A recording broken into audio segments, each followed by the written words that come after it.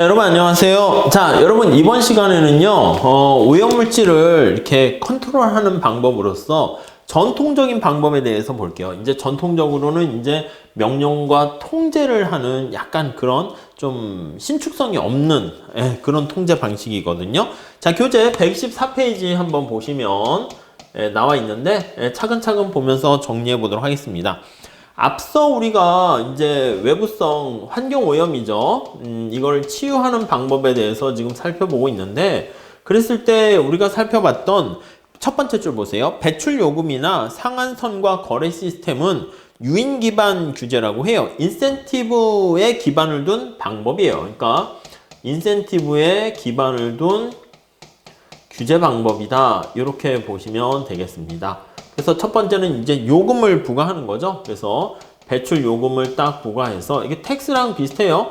너 세금 낼래? 아니면 오염물질 정화할래? 이렇게 할 수 있고, 아니면 거기 보시면 상한선을 설정하는 거죠. 상한선을 설정하고, 근데 이렇게도 써도 되는데, 이 오염 허가서는 이제 상한선을 설정한 다음에 서로 거래를 할 수 있다는 겁니다. 그래서 상한선과 거래 시스템, 오염 허가서예요.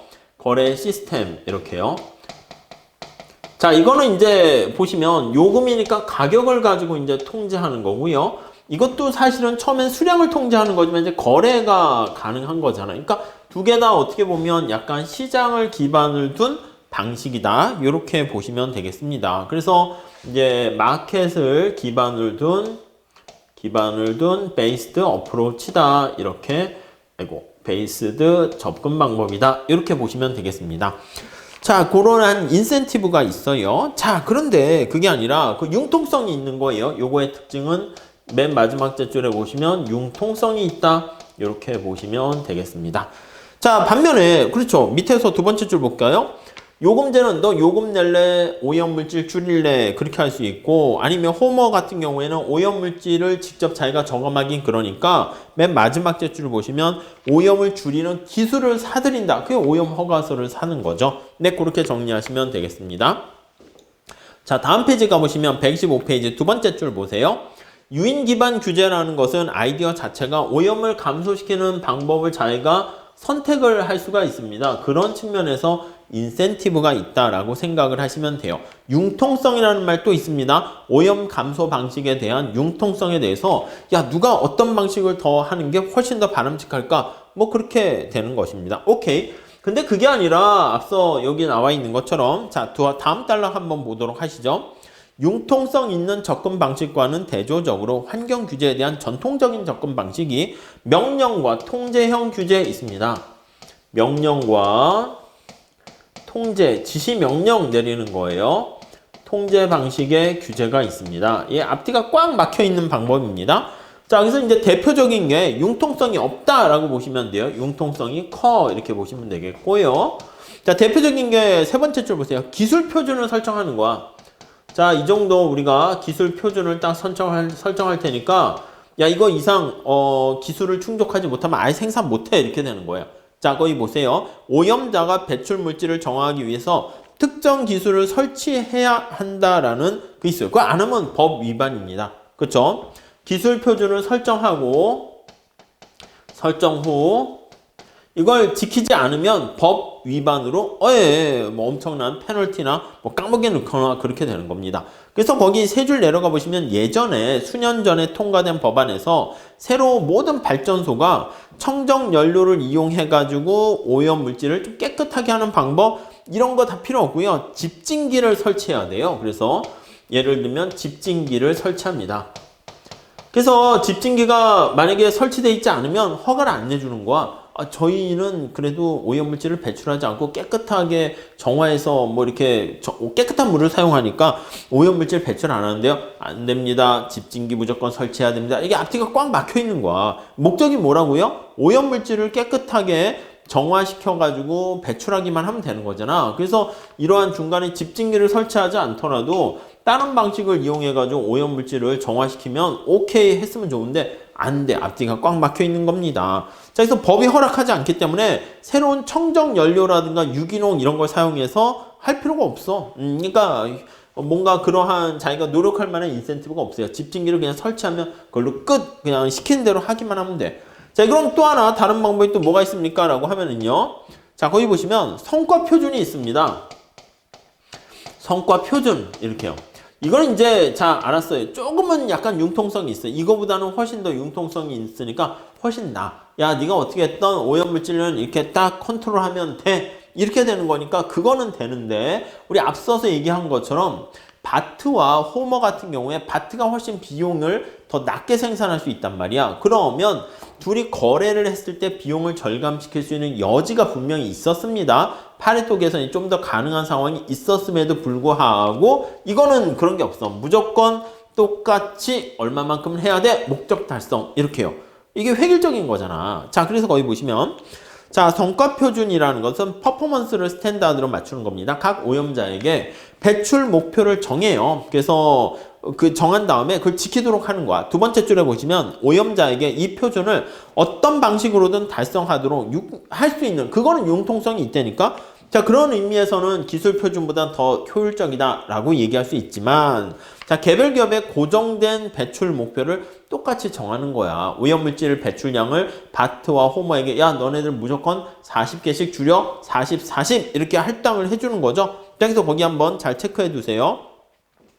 자, 다음 줄에 보시면 고정된 배출 목표를 정해놓기 때문에 찾았죠? 오염을 감소시키는 부담이 한 기업으로부터 다른 좀 더 효율적인 기업으로 야, 이거 네가 좀 더 해라는 그러한 거래를 할 수가 없다. 그러니까 전체적인 측면에서 봤을 때 얘네끼리는 얘가 훨씬 낫겠지만 전체적인 맥락으로 봤을 때는 여기 나와 있는 시장 메커니즘을 사용하는 게 훨씬 더 효과적이다 이렇게 얘기를 할 수가 있겠습니다. 그래서 거기 다음 단락 실증용을 해봤거든요.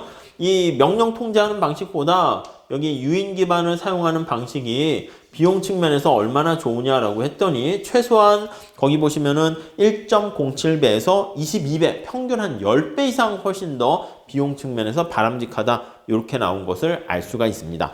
자, 밑에 또 얘가 연방정부가 마지막 단락 보세요. 승용차에 대해서 자, 회사별 평균 연료 경제성, 뭐 연료 효율비 이런 거 있잖아요. 그런 것들을 이제 강제로 이렇게 해서 어느 정도까지 해 이렇게 컨트롤하게 되는 것입니다. 그래서 이제 그것도 있긴 하겠지만은 밑에서 세 번째 줄면에서 세 번째 줄에 보시면 휘발유 소비를 줄이는 대안으로 배출요금제 비슷하게 휘발유세를 부과하는 거야. 그 약간 이게 이제 텍스 부과하는 거랑 비슷하게 되는 거죠. 자, 그렇게 해서 실제 해봤더니 어떤 측면에서 훨씬 더 낫습니까?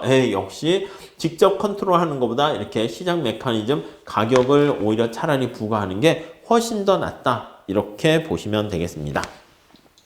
자, 그럼 우리가 이렇게 얘기할 수 있네요. 여기서 알았어. 야, 그러면 명령 통제하는 이 방식은 야, 무조건 꽝인 거야? 무조건 안 좋은 거야? 아니요. 얘가 더 좋을 때도 있어요. 때로는 이렇게 쓸까요?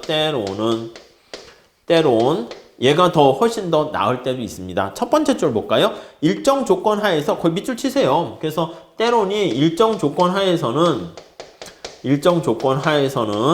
얘도 좀 더 바람직한 경우가 있을 수 있다는 것입니다. 어떤 경우가 한번 볼까요? 자, 거기 밑줄 치시면 유인 기반 방식의 작동은 배출량을 감시할 수 있을 때만 사실은 이게 훨씬 효과적인 거야. 그래서 배출량을 감시하면서 요금을 냈나 상한선을 지키나 이걸 알 수 있을 텐데 현실에선 그렇지 않은 경우가 되게 많습니다. 거기 보시면은 자, 농업 두 줄 내려가 볼게요.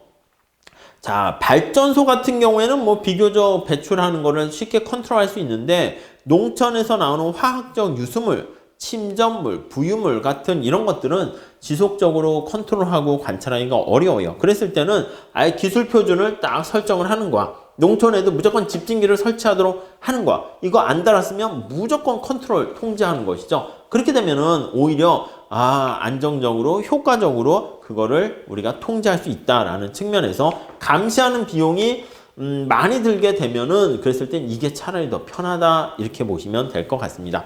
그러니까 얘가 집에서 공부하나 학교에서 공부하나 그걸 쉽게 모니터링해서 감시할 수 있으면 어디서 해든 상관없는데 그걸 못 믿겠어. 됐어. 무조건 학교에서 뭐 몇 시, 6시까지, 10시까지 무조건 공부해. 뭐 학원에서 공부해. 이렇게 하면은 공부를 하는지 안 하는지는 그 다음이지만 아무튼 최소한 그런 측면에서 강제적으로 컨트롤할 수가 있고요. 두 번째는 다음 단락 보시면 유인 기반 규제의 다른 잠재적인 문제점은 이 규제로 인해서 오염이 특정 지역에 집중, 거기 하나 밑줄 치세요. 밑에 핫스팟 해가지고 오염 집중 지역 이렇게 있잖아요.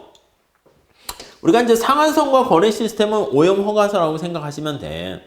근데 우리가 보통 택시 한번 생각해 보세요. 여러분, 저기 충청도나 경기도에서 택시 면허증을 발급받은 사람이 서울에서 그걸로 택시 운전을 할 수 있을까요? 못해요, 못해. 왜냐면 여러분이 생각하기에 우리나라가 이렇게 있는데 서울에서 택시 면허를 갖고 있는 사람은 서울에서만 할 수 있습니다. 다른 지역으로 뭐 특별한 경우 아니면 갈 수가 없는 거야. 왜냐면 다른 지역에서 면허를 갖고 있는 사람도 야, 서울에 사람들이 많대 해가지고 서울로 가게 되면 아니 서울에 택시를 만약에 100개를 이렇게 발급했는데 다른 지역에 있는 사람들까지 다 택시를 끌고 오게 되면 택시 면허증 돌아다니는 택시의 양이 너무 많아지게 되는 거야. 그래서 이제 컨트롤을 할 수가 없는 거죠. 그래서 이제 끝에 번호판에다가 이게 뭐 서울 택시냐, 경기도 택시냐, 강원도 택시냐 이렇게 해서 이제 지역을 넘어서지 못하도록 합니다. 자, 근데 오염물질 같은 경우는 사실 애매해. 예를 들면은 오염물질을 서울에서 이렇게 발급을 했는데 서울이라 해도요, 이쪽에 공장이 많이 모여 있거나 이렇게 되면은 이게 골고루 섞여가지고 이렇게 쭉, 색깔을 좀 이걸로 할게요. 쭉 섞여가지고 이쪽으로 가야 되는데 벤젠 같은 물질은요, 섞이진 않는데. 그러니까 우리가 이제 오염 허가서를 사용할 수 있는 영역이 요런 영역까지 이렇게 있는데 아니면 이제 전국적으로 이렇게 해서 영역이 있는데 주로 어떻게 됩니까? 주로 이제 공장은 서울에 이제 많이 있는 거야. 그러면 이게 골고루 퍼져나가야 되는데 퍼져나가지 않게 되면 공기 중으로 잘 섞이지 않게 되면 자, 그래서 어떤 오염이 어느 한 지역에 집중되는 그런 문제가 발생할 수 있겠다라고 보시면 되겠습니다. 여기서 한번 살짝 볼게요. 마지막 단락 보시죠. 자, 유인 기반 규제의 다른 잠재적인 문제점은 이 규제로 인해서 오염이 특정 지역에 집중될 수 있습니다.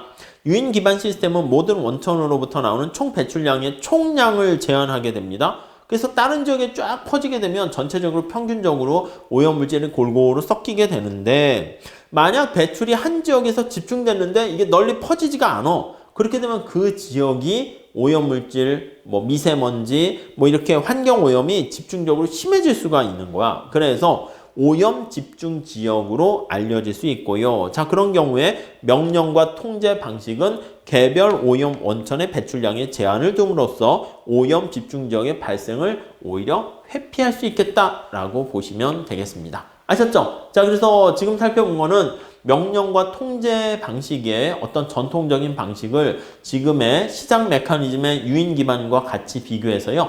당연히 유인 기반이 훨씬 더 바람직하다. 때로는 명령과 통제가 좀 더 효과적인 경우도 있다. 이렇게 보시면 되겠습니다. 감사합니다.